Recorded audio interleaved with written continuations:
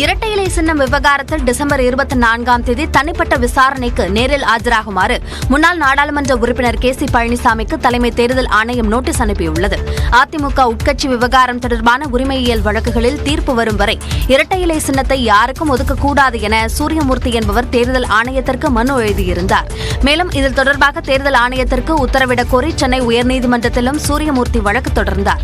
இந்த மனுவை விசாரித்த உயர்நீதிமன்றம் இரட்டை இலை சின்னம் தொடர்பாக எடப்பாடி பழனிசாமி, ஓ பன்னீர்செல்வம், சசிகலா, சூரியமூர்த்தி ஆகியோரிடம் விளக்கம் கேட்டு 4 வாரங்களில் முடிவெடுக்க உத்தரவிட்டது.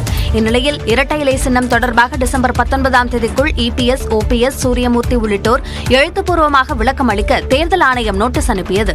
அதனைத் தொடர்ந்து டிசம்பர் 23ஆம் தேதி மதியம் 3 மணிக்கு 4 பேரும் நேரில் ஆஜராக தேர்தல் ஆணையம் உத்தரவிட்டது.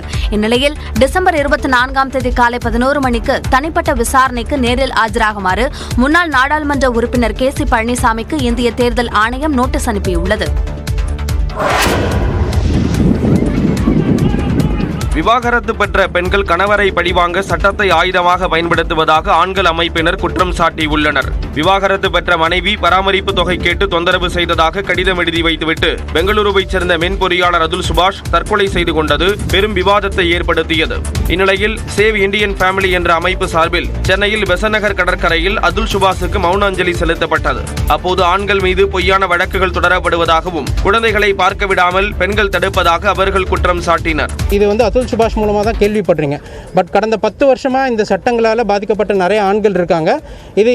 இது நாள் வரைக்கும் வெளியே வந்ததில்லை. நாங்கள் எப்படி ஆண்களுக்கு பேசணுமோ எங்கள் வீட்லேயும் அக்கா தங்கச்சிங்க இருக்காங்க. எங்களுக்கும் அந்த சட்டத்தோட இம்பார்ட்டன்ஸ் புரியுது.